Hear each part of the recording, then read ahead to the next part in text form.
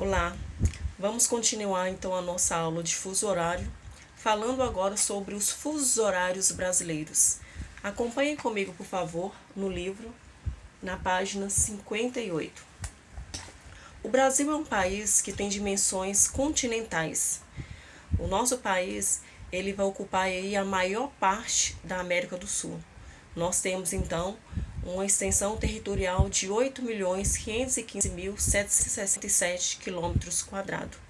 Devido a essa grande extensão territorial do Brasil, nós vamos ter dentro do nosso território 4 fusos horários. Nós vamos abranger o fuso -2, -3, -4 e o fuso -5. Todos eles estão atrasados em relação a Greenwich, já que o nosso território se localiza completamente a oeste de Greenwich. Porém, essa questão de fusos horários existentes no nosso território, ele nem sempre foi assim. Então, de 1913 a 2008, o Brasil tinha esses 4 fusos que eu citei para vocês.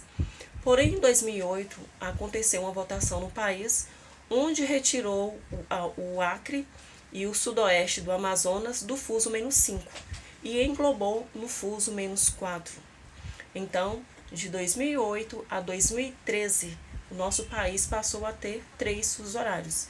Então, o -2, o -3 e o -4. E o que aconteceu? Por que o Acre atualmente voltou para o fuso -5? Nós temos um relógio biológico, ou seja, o nosso organismo ele se adapta a horários. E a população do Acre não adaptou ao horário do fuso -4, porque o horário solar do Acre não correspondia ao horário político. Enquanto no Acre estava dando 6 horas da manhã, nas outras localidades que já eram acostumadas a estarem no fuso -4, estava claro e eles já estavam de pé. Porém, no Acre ainda estava escuro, porque o horário solar não acompanhava. Então, tiveram aí quedas em rendimento escolar, na produtividade do trabalho, o que levaram os acreanos a questionamentos, fazendo então em 2013 um plebiscito, onde as pessoas votavam se queriam voltar para o fuso -5 ou permanecer no fuso -4.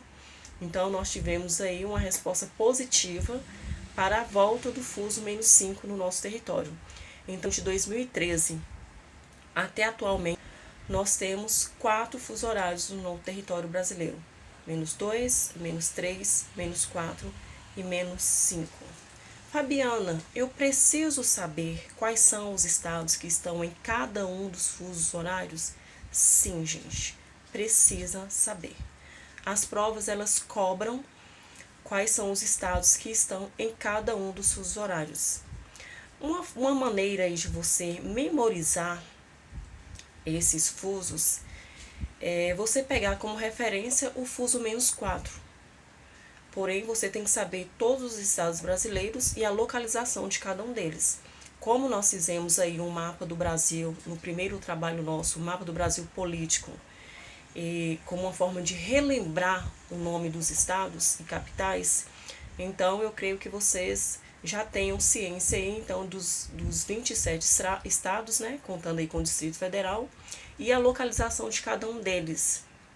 Então, vamos pegar aqui como referência o fuso -4.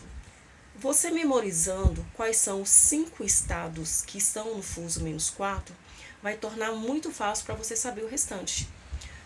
Então, vamos criar aqui a sigla MMRA.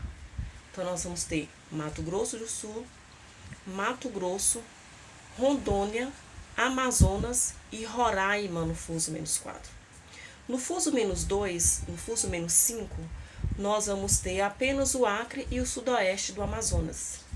O restante do país inteiro está no fuso -3. E o -2, Fabiana?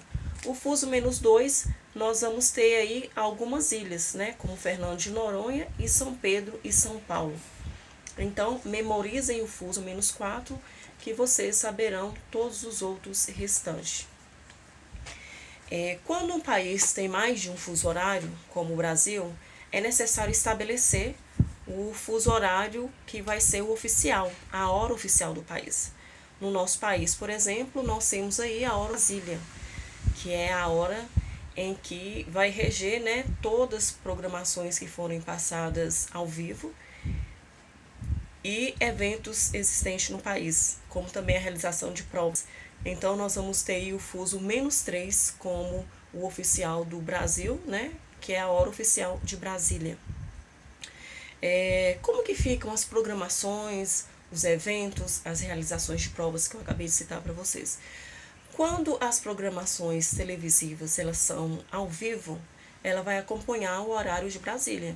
Então, por exemplo, se aqui no fuso -3, na qual nós encontramos, uma programação for transmitida às 20 horas, no fuso -4 ela vai acontecer às 19 horas e no fuso -5 ela vai acontecer às 18 horas.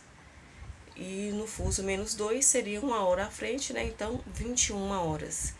As outras programações, elas vão seguir o seu horário local, tanto que se vocês forem lá na TV a cabo, terminar de ver um programa em uma determinada localidade, voltar lá em uma que está no fuso anterior, por exemplo, o de Manaus, você vai conseguir ver essa mesma programação, porque lá ainda não ocorreu.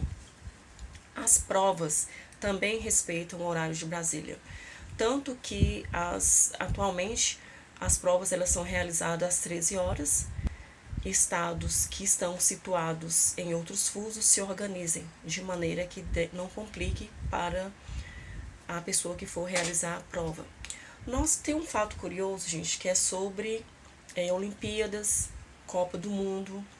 Esses eventos que são mundiais, vocês podem observar que a ocorrência, o horário em que ocorrem esses eventos, eles sempre vão beneficiar a população europeia. Até a própria Copa do Mundo do Brasil, né, a Copa do Brasil em 2014, nós tínhamos jogos que os próprios brasileiros não conseguiam assistir. Nós tivemos vários jogos que ocorreram às 13 horas. Imagina um futebol 13 horas em um país tropical como o Brasil. Isso era para privilegiar a população da Europa. Lá eles já seriam cerca de 3, 4, 5, 6 horas da noite e eles podiam acompanhar, né? Já teriam chegado do serviço e poderiam acompanhar esses jogos. Uma das Copas que não deu para eles fazerem isso foi a Copa do Japão, né? Que o Japão está mais próximo ao leste, né? No extremo leste. E se eles fossem beneficiar essa população da Europa, os jogos eles teriam que ocorrer durante a madrugada lá no Japão. E ia ficar descaradamente, né, que estaria privilegiando alguém. No nosso país, nós vamos ter a existência do horário de verão. No livro, está aí na página 59 do livro, vamos acompanhar. O que seria o horário de verão? O horário de verão é um horário que é estabelecido em algumas regiões do mundo por conta da ocorrência do verão. O que ocorre durante o verão?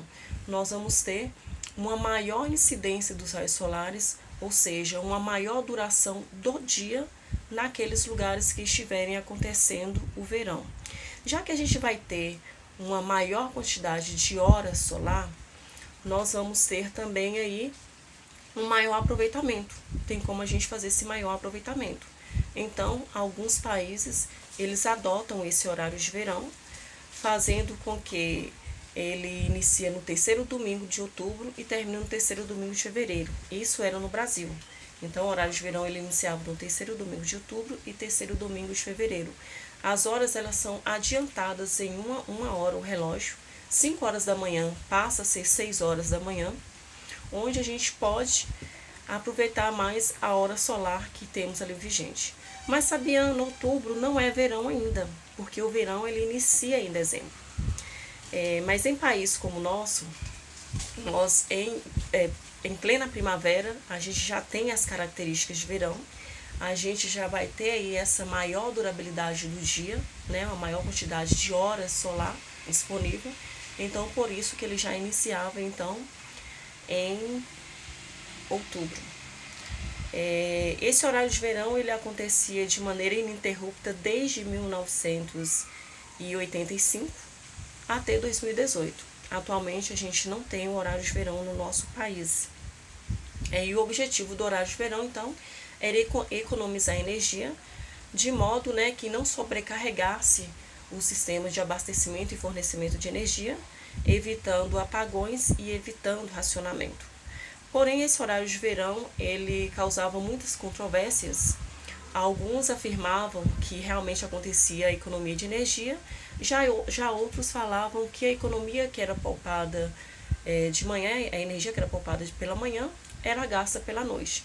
Então, o atual governo, ele decidiu por tirar o horário de verão. Então, não sabemos até quando nós ficaremos nessa situação. E quais são os estados que fazem parte do horário de verão? A gente precisa saber memorizar também, Fabiana? Sim, gente. É necessário saber todos os estados que participam do horário de verão. Como nós já estudamos, todas as localidades situadas próximas à linha do Equador, ela não vai ter uma grande amplitude de hora solar. Ou seja, ela não vai ter uma grande diferença entre o dia e a noite. Ela vai ter, então, um equilíbrio de cerca de 12 horas de dia, 12 horas de noite. Então, os lugares próximos à linha do Equador, não vale a pena realizar o horário de verão, porque não vai ter essa economia, não essa grande diferença de horas. Quanto mais a gente afastar da linha do Equador, a gente vai ter uma maior amplitude de horas. Tanto que o sul do Brasil, quando se adotava o horário de verão, 9 horas da noite o sol estava se pondo. Então, quanto mais distante da linha do Equador, maior a diferença entre os dias e a noite durante o verão e durante o inverno. Então, nós vamos adotar o horário de verão apenas no estado do sul, do sudeste e do centro-oeste do Brasil. Então, nós vamos ter 10 estados, mais o Distrito Federal, que adotavam o horário de verão. Ok? Então, essa foi a nossa aula sobre fusos horários brasileiros. E o próximo vídeo, nós vamos aprender a calcular as horas, fazer os cálculos sobre fuso horário.